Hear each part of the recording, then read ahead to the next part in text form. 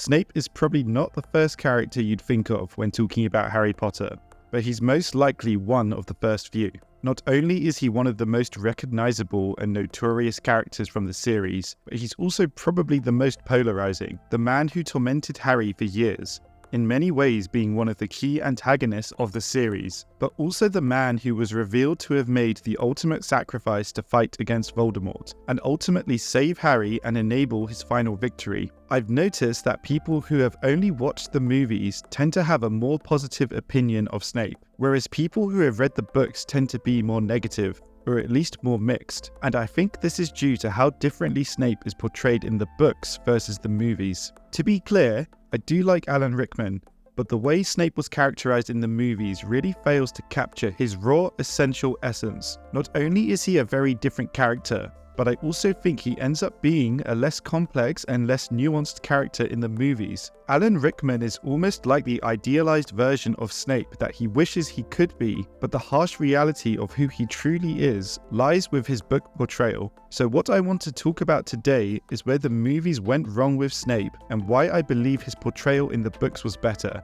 As always, for each of my points, I'll discuss them along with associated book and movie references. So let's get to it. There are two key aspects of Snape where I feel the movies failed, which are closely tied to each other. And these are, number one, Snape being much more emotionally composed and mature. And point two, Snape being whitewashed, given more positive scenes and having negative scenes removed. So let's start with the first point, his emotional composure. Snape in the movies is significantly calmer and more composed than his book counterpart. He lacks the passionate, vitriolic hatred and bitterness that really defines him in the books. In fact, he mostly comes across as cold and emotionless. Some of this is due to him being aged up in the movies, but it also comes across with how level his tone of voice is and how stoic his facial expressions are. Movie Snape also uses his words more sparingly, often speaking slowly and with fewer words than book Snape, who is more prone to rage-induced outbursts and rants. This further dilutes his intensity, and this emotional volatility is really key to Snape's character. It's a reflection of his troubled past, which we see in brief flashbacks, and his complex, unresolved feelings towards both James and Lily that shape and define his relationship with Harry. When Snape continuously lashes out at Harry, it's not just an adult bullying a student, but a man projecting his unresolved hatred, rage, and jealousy onto an innocent boy.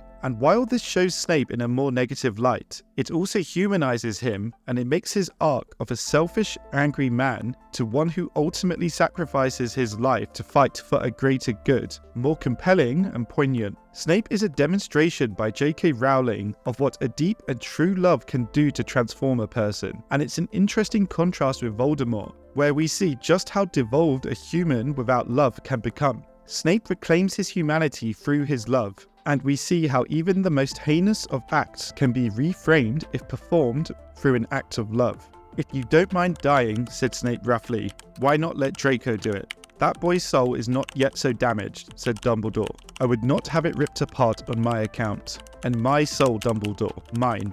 You alone know whether it will harm your soul to help an old man avoid pain and humiliation," said Dumbledore. I find this passage particularly interesting, as we are told numerous times throughout the series that to cast an unforgivable spell you have to really mean them. When Harry tries to use Crucio on Bellatrix out of anger, it doesn't work properly. It is probably safe to assume that Avada Kedavra requires some kind of similar intent to cast properly to kill someone, but it is implied here that Snape is able to cast it as an act of service for Dumbledore. Returning to the point at hand, by flattening Snape's emotional volatility in the movie, we lose this layer of complexity. His personal transformation, as depicted in the films, lacks the impact it has in the books, leaving the audience with a less nuanced understanding of his character. This reduction not only diminishes the depth of Snape's portrayal, but also affects the audience perception of his redemption and ultimate legacy. Let's now take a look at a couple of scenes which really illustrate these differences. The first scene is at the end of The Half-Blood Prince. After Snape kills Dumbledore, he walks through Hogwarts surrounded by Death Eaters, fairly calmly and at an even pace. When Harry shouts after him, he turns around, looking shocked and slightly dazed, probably hinting at his true allegiances. And after Harry tries to curse him with his own spell, Sectum Sempra, Snape blasts him back, But again, it's fairly perfunctory and without ceremony. Even when he stands over Harry and speaks to him, he again sounds calm and detached, almost as if he's pondering over what he's saying, and his regret, at least to me, clearly shines through.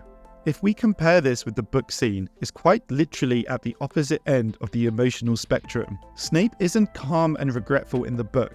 He's actively taunting Harry as he fights him. It feels really venomous. Here's a collection of quotes from the passage. "No unforgivable curses from you, Potter," he shouted over the rushing of the flames. "You haven't got the nerve or the ability."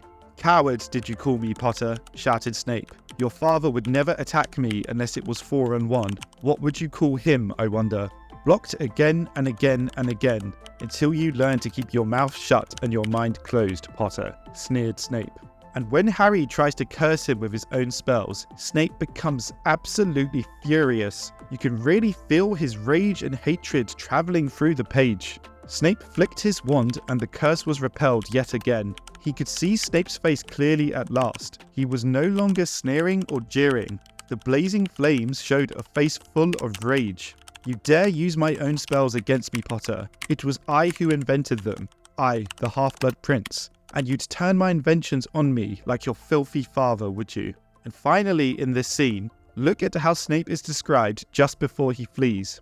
"Don't," screamed Snape, and his face was suddenly demented, inhuman, as though he was in as much pain as the yelping, howling dog stuck in the burning house behind them.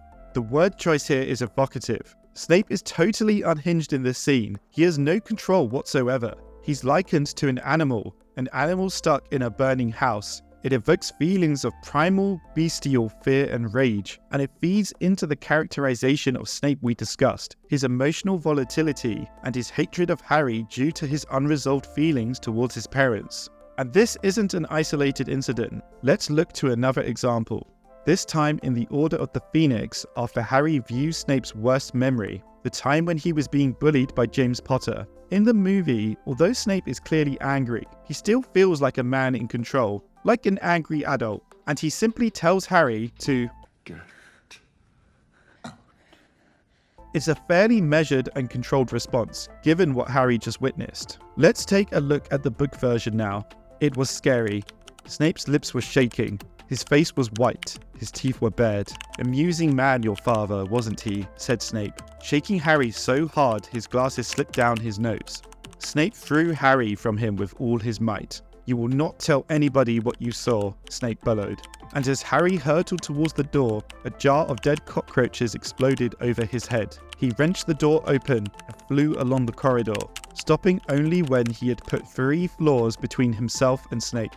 Again, the word choice here is important. Snape is described as shaking with his teeth bared. Just like with the previous scene, in his rage, Snape is described as animalistic.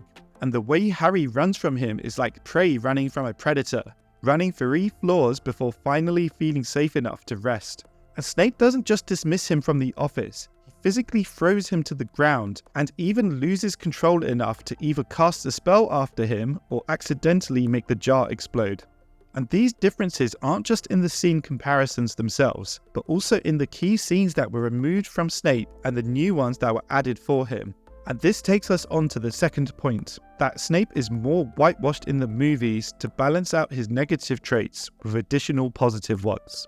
Let's take a look at The Prisoner of Azkaban. In the movies, there's a new scene where Snape regains consciousness and immediately physically shields Harry, Ron, and Hermione from the werewolf Lupin, even seemingly taking a blow for them. This is obviously meant to show Snape in a positive light, like a parent protecting his children, and this scene has parallels with Lily Potter's own sacrifice for Harry. Meanwhile, in the same book, the scene where Snape finds out Sirius has escaped is completely cut, but look at this snippet here. Fudge, Snape and Dumbledore came striding into the ward. Dumbledore alone looked calm. Indeed, he looked as though he was quite enjoying himself. Fudge appeared angry, but Snape was beside himself. For this next quote, I'm not even going to try and match the emotional intensity of Snape, but I'll just simply read it out. "Out with it, Potter," he bellowed. "What did you do?" "Professor Snape," shrieked Madame Pomfrey, "control yourself." "See here, Snape, be reasonable," said Fudge. "This door's been locked, we just saw." "They helped him escape, I know it," Snape howled. pointing at Harry and Hermione. His face was twisted, spit was flying from his mouth. "Calm down, man," Fudge barked. "You're talking nonsense. You don't know Potter," shrieked Snape. Obviously, Snape is totally unhinged in this scene, shocking all of the other adults in the room. Fudge even remarks a page later, "Fellow seems quite unbalanced," said Fudge, staring after him. "I'd watch out for him if I were you, Dumbledore." Another example of an added scene is after Voldemort kills Harry's parents. We see Snape cradling the body of Lily Potter and sobbing as he rocks her, again showing him in a more positive light. But the scene we're missing here is the book moment where Snape is shown to be willing to sacrifice James Potter and the baby Harry to get what he wants. "If she means so much to you," said Dumbledore, "surely Lord Voldemort will spare her. Could you not ask for mercy for the mother in exchange for the son?" I have asked him." "You disgust me," said Dumbledore, and Harry had never heard so much contempt in his voice. Snape seemed to shrink a little. "You do not care then about the deaths of her husband and child. They can die as long as you have what you want." Of course, the entire 7-book series of Harry Potter is massive, and we can't go through every example, but there are countless little moments of bullying and sniping from Snape that are absent in the movies, and on the flip side, lots of little moments of positivity in the movies by comparison. I heard that J.K. Rowling told Alan Rickman the plot twist about Snape, and this is likely one of the factors for how differently he's portrayed in all these little moments. And these little moments in the books include scenes like when Snape mocks Hermione's teeth, telling her he sees no difference after she's cursed and they grow uncontrollably, him mocking Tonk's new Patronus, bullying her and saying it looks weak, which was completely unprovoked, and constantly mocking Harry about his father and Sirius, including after Sirius dies, and of course the scenes where he bullies Neville throughout the entire series. As I said, I can't show all these little moments because there's so many. So, this brings us to the end of the video and of what I wanted to discuss. In summary, I do like Alan Rickman, and unlike in my Voldemort and Dumbledore videos, I don't actually hate his portrayal of Snape, but I do think his arc loses a lot of the impact it had in the books, and that the movie version of Snape is a less interesting and less complex character. In the books, the final reveal about Snape was a complete shock for me, whereas I feel like in the movies you could probably guess the twist. Having said that, Alan Rickman's performance will probably forever be iconic, and I find it difficult imagining someone else ever portraying the character. As always guys, thanks for watching the video. I'm always interested to hear what you guys think, so definitely leave a comment and I'll always do my best to reply to everybody. And if you enjoyed the video and would like to see more, please do like and subscribe as it does help the channel. Thanks again.